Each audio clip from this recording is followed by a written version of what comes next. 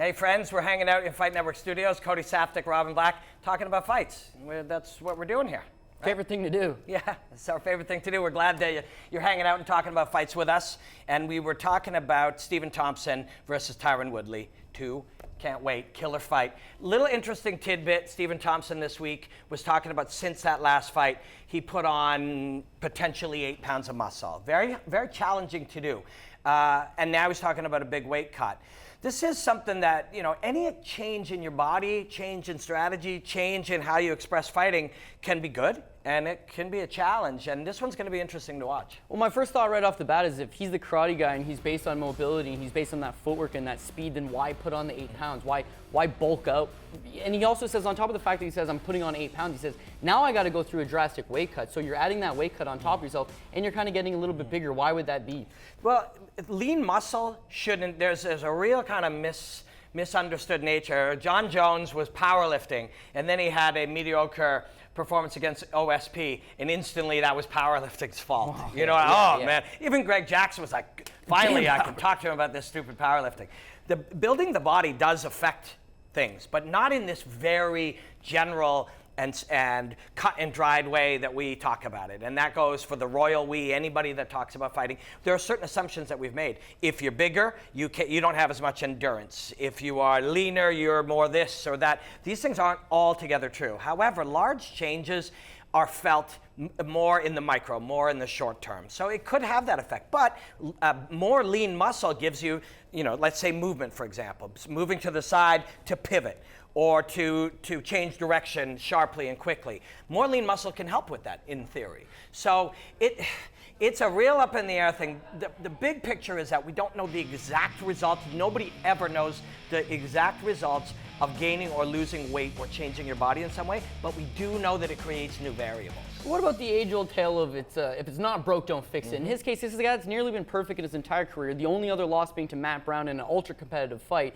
He's had very, very few low points in his career. You're coming off a string of highly successful fights. You come into this fight, a huge fight against Tyron Woodley for the title. He wins 3 of the 5 rounds. So technically speaking, minus that 10-8 round, he wins this fight. He has a good performance. I can see going back to the drawing board and saying, okay, you know what? Let's not throw as many of those kicks that are going to be catchable by Woodley, and let's not get taken down. Okay, you know what? He's going to explode. He's going to close that distance. He's going to throw that right hand. I need to be able to get my back off the cage. But to think I need to put on 8 pounds of muscle, that is not the first thing that jumps out at my head. Now, I'm not a fighter. I'm not him. Yeah. What's your thought process on that? Is it like you're saying that maybe he's just... I just don't get why coming off a good performance, not like he got smoked, not like he got held down and thought, I need to get stronger. I'm just not fully understanding it, not that I should. I think he may be reacting to what he felt from Tyron Woodley's strength, and that's not uncommon. You lock up with somebody. Remember Mike Swick locked up with Yushin Okami, and he was in a different weight class next fight. You feel the power of some people in your weight class, and it can be a big surprise. But I'm with you on that thinking that the answer isn't necessarily, if you can't beat him, join him. The answer is beat him.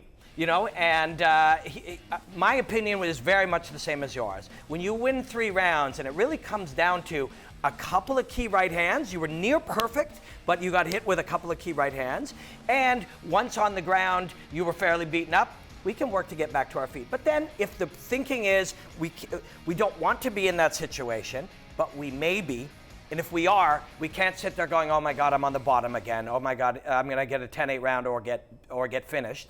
We want to get back up, and maybe somewhere in that little micro of figuring out how to get back up, it was like, we need to be stronger. So it could be something very general, like, holy crap, that guy's strong, or it could be something very specific, like when we're on the bottom, we need to get up, and we feel that's where we don't have the power. If our legs had just a little more juice, we could get up. Now, in 5 rounds, you obviously got to pace yourself a little bit. You got to have a gas tank. Now, he can go 5 rounds. We've seen him go 5 rounds, and he was excelling in that 5th round. I just want to ask, how much is an extra 8-pound weight cut? You're someone that's cut weight, and I've seen you compete. You cut quite a bit of weight as well, Robin.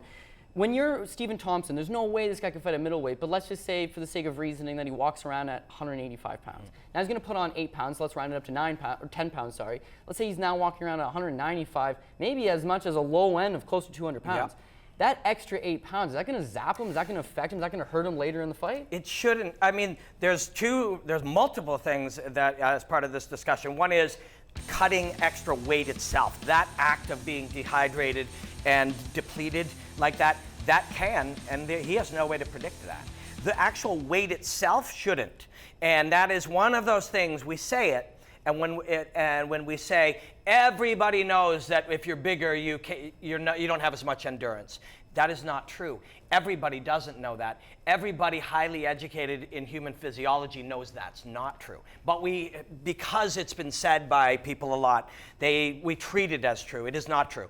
But the 8-pound weight cut, that additional depletion, that's at play. That could be, and it's something you can't predict. You don't know. He's never been this big. He's never cut that much weight. The size itself shouldn't make him tired, but that weight cut sure could. Well, that's my question, right? Because it's like you've seen him compete on a 20-pound weight cut, but you've never seen him compete on a 30-pound weight cut. And you've seen guys when they're changing weight classes that they'll do a test cut, but in this case, no test cut. Nope. It's just a matter of maybe lifting a little bit more weight, maybe eating a little bit more, maybe getting a little more protein. Obviously, he's doing it the right way, but at 33 years old, he's not exactly this young chicken who's growing into his body. His body was already fully developed. It's hard to gain, hard work and dedication to gaining muscle mass. Half a pound a month is the recommended amount. So in theory, it should take you 16 months to, in a healthy way, put on 8 pounds of lean muscle. Now, you can put on 8 pounds of lean muscle in a month. There's all kinds of legal, organized, and somewhat healthy approaches to do that, but it's a challenge. You're asking your body to do a bunch of stuff. Now, the weight cut itself, if let's say on the Monday, he would normally weigh 184 pounds. Now on that Monday, we still need to be close to that. We can't be 192 pounds. We got to be maybe 1 or 2 pounds above that. To do that is an insane amount of hard work to get that weight off in the 3, 4, 5 weeks leading up. If he's left that 8 pounds till the Monday of the week, he might not make weight, and he sure might not perform well. If he has incorporated the loss of that weight as part of his last 5 or 6 weeks and only comes in 1 or 2 pounds over what he's used to, I think Wonder Boy is going to be just fine. It does add an extra element. There's no doubt about it. We talk about it all the time. We were talking about it off the air. Unlimited variables in fighting, and he's just added a whole couple on top of it. Well, that's why we love it. Obviously, championship weight, he's got to be on 170 on the dot. And listen, he's a world-class fighter. I'm sure he's going to make it. I'm sure he's not going to have any trouble. But like you're saying, it's just one more variable. When you look at that fight the last time, right? Okay, I can see where Tyron Woodley can make improvements. I can see where Stephen Thompson can make improvements. I can see where they can win. But now you're thinking about it, it's not going to look anything like it did the first time around. And that 8 pounds is just one of those elements that adds to the thought process, which is why we have to break down a fight like this 2 weeks out. Yep, and it'll be different next week. And we'll be in Vegas all next week. Ramdean and myself, Cody and Pollock will be here in the studio, and we'll be ping-ponging ideas and information back and forth. But we added those extra variables for Wonder Boy to deal with. You want to deal with those in advance, because if you did deal with them in advance, now you have added an extra variable for Woodley to deal with. That variable is you are now bigger and stronger than the last guy he fought. That last guy was you, but it's not the same you. It's a bigger, stronger variable. So the goal is deal with those in advance, make them not a problem, and make that Woodley's problem, and that's what he's trying to do. So to sum it up, what you're saying is the last time Tyron Woodley fought him, he was fighting Wonder Boy, but now he's fighting Wonder Man. Wonder Dude. He's Wonder Dude. He's bigger, he's thicker. Okay, I'm looking forward. Yeah, we'll be talking about this all next week. Thanks for hanging out with us. Peace.